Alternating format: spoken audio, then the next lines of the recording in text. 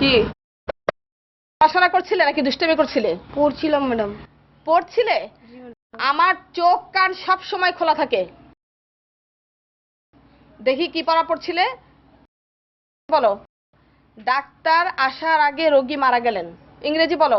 ইংরেজিটা মুখস্থ হয়নি, আরবিতে আপাতত বলতে পারবো। তাতেই চলবে। ইন্না লিল্লাহি ওয়া ইন্না ইলাইহি রাজিউন। কি এসব কি বলো?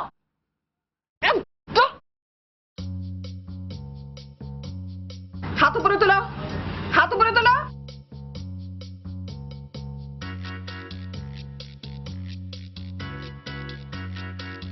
পরামর্শ করো।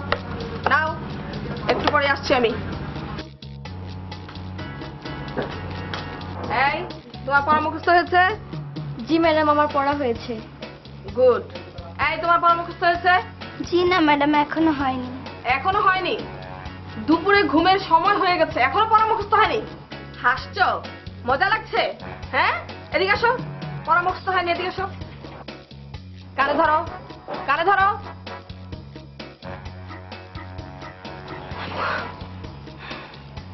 কানে ধরো বলছি। তোমার এত বড় সাহস! বেয়াদব, তুমি আমার কানে ধরেছো। তোমাকে আজই হোস্টেল থেকে বের করে দিব। না না, ওকে হোস্টেল থেকে বের করে দিলে তো আমারই লস। এই তুমি তোমার নিজে কানে ধরো, ঠিক আছে? এই কি অবস্থা তোমার? তোমার পড়ার কি বড় অবস্থা হয়েছে? ও ঠিক আছে, দেখি আমি পড়া ধরছি।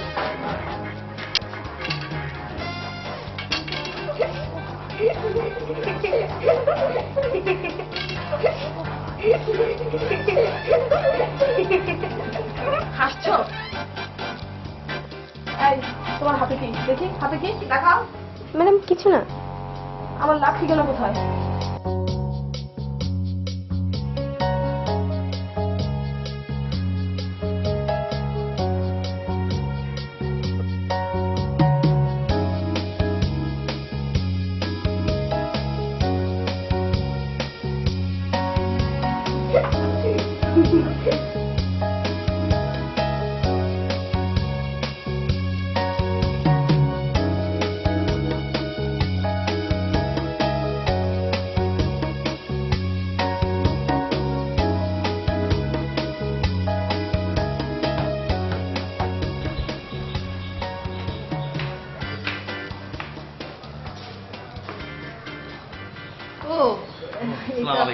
হ্যাঁ, ওয়ালাইকুম সালাম।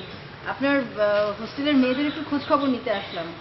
আপনি না থাকলেও যেন আমি কোনো সমস্যায় না পড়ি, এটা তো একটু দেখবো। আপনি যেই গাইডলাইন পাইতেছেন ইনশাল্লাহ কোনো সমস্যায় পড়বেন না। সবচেয়ে বড় কথা হলো কি কমো আপনাকে, আমার হোস্টেলের মেয়েরা মোটামুটি আপনার সবই দুঃখী মেয়ে। কেউ বাবা নাই, কেউ মা নাই, কেউ ঝগড়া করে এসে পড়ছে, কেউ অ্যাডজাস্ট হয় না। এই সব দুঃখী মেয়েরে আমি হোস্টেলে ঢুকাইছি। সে কথায় আছে না, দুঃখই সব। সুখ তো মানুষের জীবনে মেহমানের মতো আসা যাওয়া করে।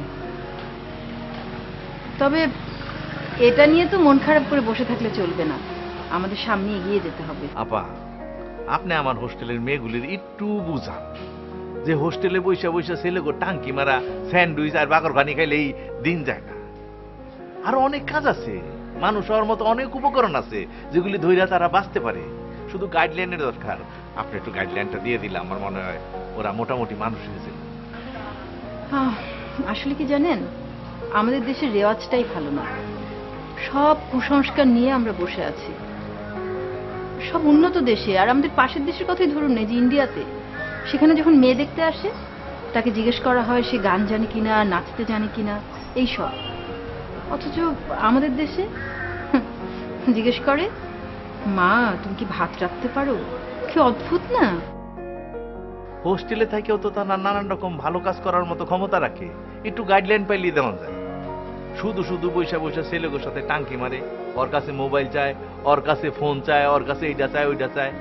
ভালো ভালো ছেলেরা আবার এগুলি ম্যানেজ করার জন্য নানান রকম খারাপ কাজ করে এগুলি আইনা দেয়, যার ফলে পরে তাদের বিপদ হয়ে যায়। এতে কি হয়, মেয়েদের উপরে একটা অভিশাপ পড়ে, ছেলেদের অভিশাপ পড়ে, ধ্বংস হয়ে যাচ্ছে এই মেয়েরা। সেটাই কি করা যায় দেখি। ওয়ালাইকুম আসসালাম। ওরা কোথায়? আচ্ছা ঠিক আছে, ভালো টাইমে আসছো। এই ম্যাডামের সাথে তোমাদের পরিচয় করে দিই। আমি কিছুদিনের জন্য বাইরে যাচ্ছি, উনি হোস্টেলের দায়িত্বে থাকবেন, ঠিক আছে? উনি দেখাশোনা করবেন, ওনার কথা মতো চলবে ফিরবে, উনি তাদের তোমাদের একটা গাইডলাইন দেবে, ঠিক আছে? তুমি একটু দাঁড়াও, আমি তোমার সাথে একটু কথা বলবো। আচ্ছা। আসলে হয়েছে কি, আমি কয়েকদিন তোমাদের সবার সাথে মিশে তোমাদের কাছ থেকে কিছু শিখতে চাই, তোমাদেরও কিছু শেখাতে চাই। কি যে বলেন আপা, আমাদের কাছ থেকে কি শিখবেন? আমরাই তো আপনার কাছ থেকে অনেক কিছু শিখবো। না না, ভুল বললে। আসলে আমাদের সবার কাছেই কিছু না কিছু শেখার থাকে। যেমন ধরো, আমি যেটা জানি সেটা তুমি জানো না বা দেখোনি, আবার তুমি যেটা জানো সেটা আমি জানি না বা দেখিইনি। ব্যাপারটা এরকম।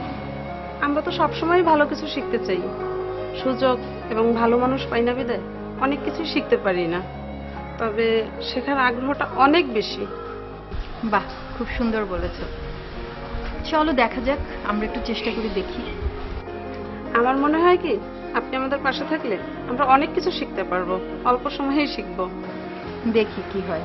কিন্তু আপা, আপনাকে কিন্তু ওদের পছন্দ করতে হবে ছাত্রী হিসাবে, তাইলেই দেখবেন ওদের কাজে কামে আগ্রহ বাইরে গেছে। জি আপা, আপনি আমাদের দায়িত্বে থেকে যান, সবাই আপনাকে খুব পছন্দ করবে। এ নিয়ে এত কথা বলে লাভ নাই, ঘরে চলেন। আচ্ছা, আমি আমার কাছে আমি তারা যাইতে পারবো না, চলে কথা বলতে পারছেন।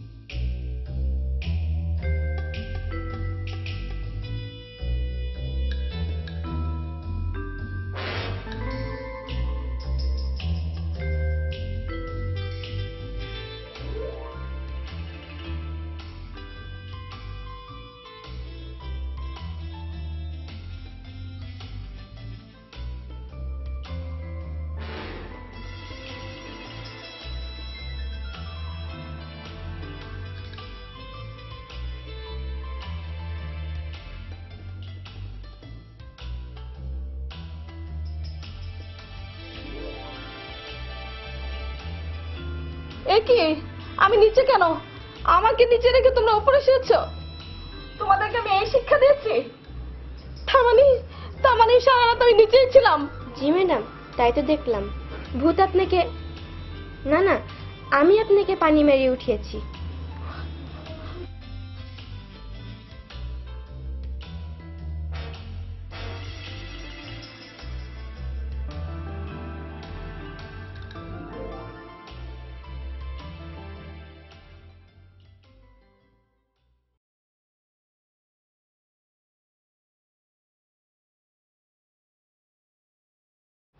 এই আসো আসো, ছেলেমেয়েরা আসো।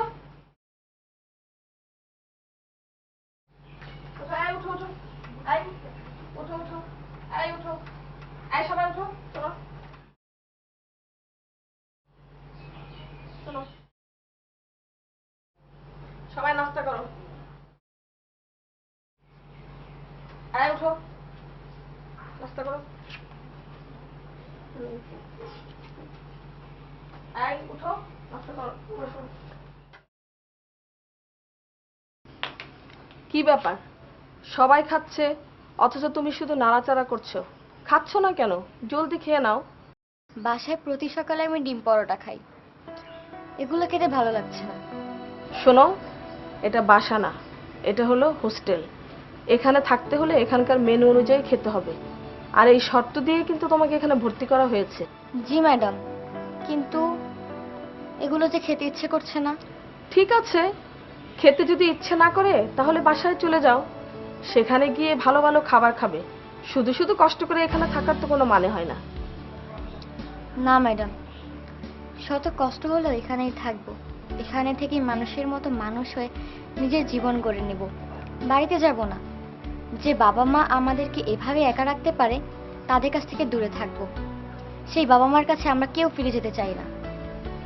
শোনো, বাবা মাকে ভুল বুঝো না, ওনারা তোমাদের ভালোর জন্যই এখানে রেখেছে, আর তোমাদের সময় মতো চাহিদাও মেটাচ্ছে, সময় মতো ওরা খোঁজ খবরও নিচ্ছে। ম্যাডাম, তারা আমাদের ভালোর জন্য না, নিজেদের সুখের জন্য আমাদের হোস্টেলে রেখেছে।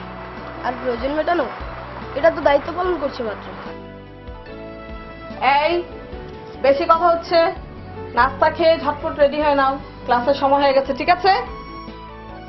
আমি যাচ্ছি।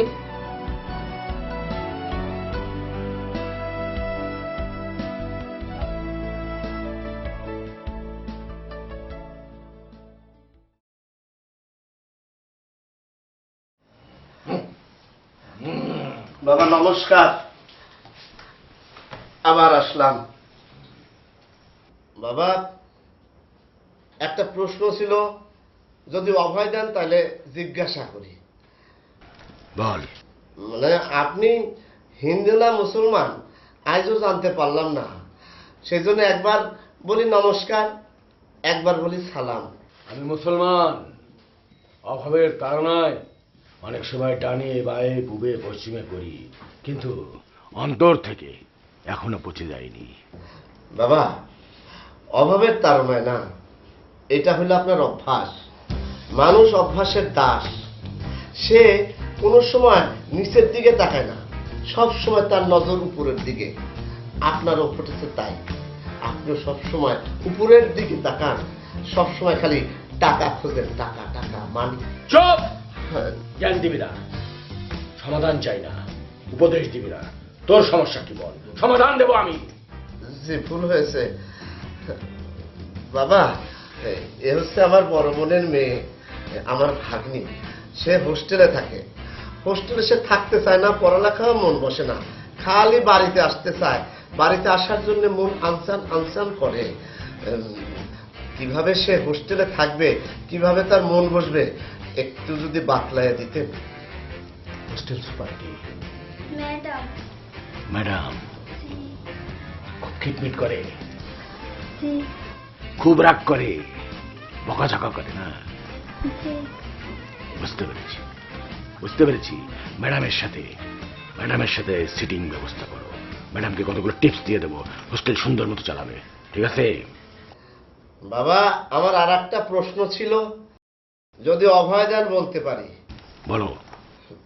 বাবা আপনি সব সময় ওই মেয়ে ছেলের চিকিৎসা করান, পুরুষ লোকের চিকিৎসা করাতে চান না। যখনই আপনি মেয়ে লোকের কথা শোনেন তখনই বলেন আমার কাছে নিয়ে আসো। এটার কারণ কি? আসতে পারি, মেয়ে লোক, মায়ের চাপ, তাদেরকে আমি চিকিৎসা দিই, নিঃস্বার্থভাবে চিকিৎসা দিই। তারা আমার রোগী, তাদেরকে আমি আসতে বলি, সমাধান দিই, তোদের মতো বারবার চিন না।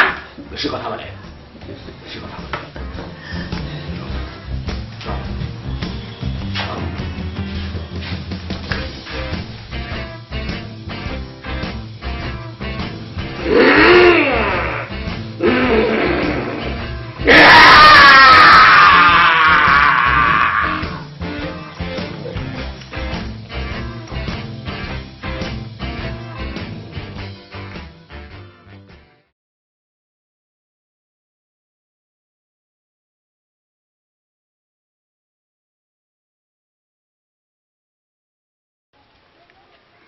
কি ব্যাপার, আপনি একা একা কি করছেন? জীবনানন্দের কথায় বলতে হয় যে অবশেষে জেনেছি মানুষ একা। বাহ, খুব চমৎকার। কিন্তু আপনি এটুকু জেনে রাখেন যে আপনি একা নন। আপনি চাইলে আপনার কাজের ব্যাপারে আমি সাহায্য সহযোগিতা করতে পারি। এখন আপনি বলুন যে আপনার কি কি ধরনের সুবিধা দরকার। Thank you, thank you very much. আমি এখানে এসে সবারই সাহায্য সহযোগিতা পাচ্ছি। হয়তো আমি অন্ধ বলেই একটু বেশি বেশি পাচ্ছি। ছি ছি, এইভাবে বলছেন কেন? তবে একটা কথা কি জানেন, আমার কেন যেন মনে হয় যে আপনি পরিপূর্ণ অন্ধ নন। আপনার চশমার আড়ালে ঠিক কি যেন একটা বিষয় লুকোনো আছে। অবশ্য আমি দোয়া করি আপনি যেন তাড়াতাড়ি সুস্থ হয়ে যান, আবার সবকিছু দেখতে পারেন। একজন মানুষের সুস্থ থাকার কামনা করা ছাড়া আর কোনো কিছু কামনা করার দরকার নেই। জি, আপনি রাইট। একজন মানুষের সুস্থতা কামনা করা ছাড়া আর কি বা চাওয়ার থাকতে পারে? আপনাকে একটা ব্যক্তিগত প্রশ্ন করি, আপনি আপনি একা রয়ে গেলেন কেন? একা রয়ে যায়নি, আসলে একজনকে পছন্দ করেছিলাম, বাবা মাও মেনে নিয়েছিল, সবকিছু ফাইনাল, কিন্তু তারপরে ঠিক কোত্থেকে যে কি হয়ে গেল, ও বিয়ে করে ফেললো। তারপর থেকে তার পা নিচে রয়েছি।